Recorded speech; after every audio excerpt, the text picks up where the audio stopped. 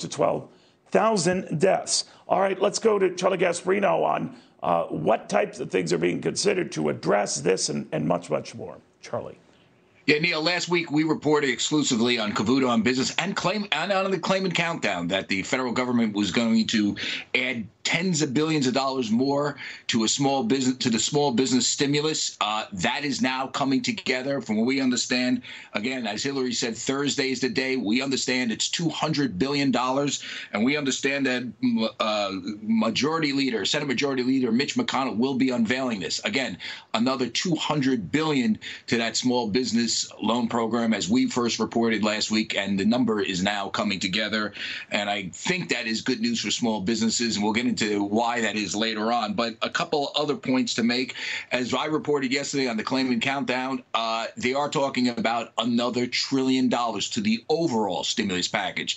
That when we say they, we mean congressional leaders and the White House. We're not exactly sure how that is all cobbled together. It's the $200 billion in small business stimulus will probably be part of that. There'll probably be some tax relief as part of that, and maybe some infrastructure. But that's coming together as well. We reported that last night. The Washington Post came out today, so this is coming down the pike as well. A couple of questions here, a couple of issues here, Neil. The small business portion of this stimulus package still leaves a lot to be desired. I'm going to be reporting about this throughout the day, and we're going to be putting something on foxbusiness.com. Money is just not getting to small businesses for a lot of reasons. For example, you're a big customer of Wells. Guess what? Wells is not giving out the loans. They're telling their customers, because of the fake checking account scandal, the Treasury Department is not allowing them to give out loans to small businesses. So those small businesses have to go elsewhere. And guess what? When you go elsewhere, you're not prioritized because you're not a client of, say, JP Morgan Chase. So there's a lot of kinks to be worked out here. We should point out that Citigroup, apparently, that's the third largest bank in the country after Bank of America and JP Morgan Chase. Citigroup does not have its program up and running. From what I understand, the money is not exactly flowing out to many businesses. I haven't met a single small business person that has got a check yet. So this question, so as we're talking about, Neil, a new money for small businesses, we should point out that the old money, the money that was earmarked, is not getting to them just yet, at least not in the numbers that matter. Again, we understand this was always going to be a work in progress. It was never going to work seamlessly.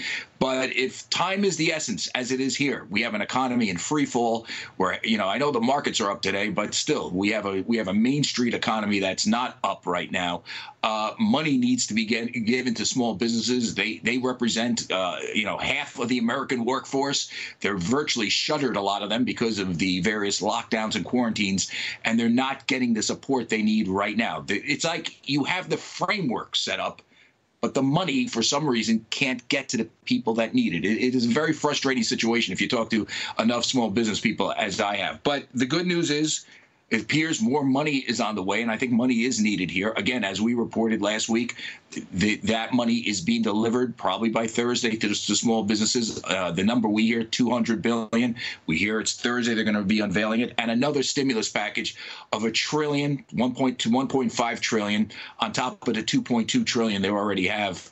As Keynes always said, Neil, remember what he said? I know it's gallows humor, but in the long run, we don't exist. And I think that's part of the problem. We're going to have to pay this back.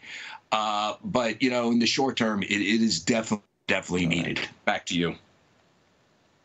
Thank you for that upbeat note. In the long run, we don't exist. Let me ask you, though, about this phone call that Joe Biden had with the president. Do we know anything more about it? Do we know what Joe Biden is going to do, how he is going to handle this? It's a tough role to be in. What do you think? Right. Here's what I know from inside the Biden camp, and it's funny because I spoke to a senior person in there, a guy who works on Wall Street who deals directly with the former vice president.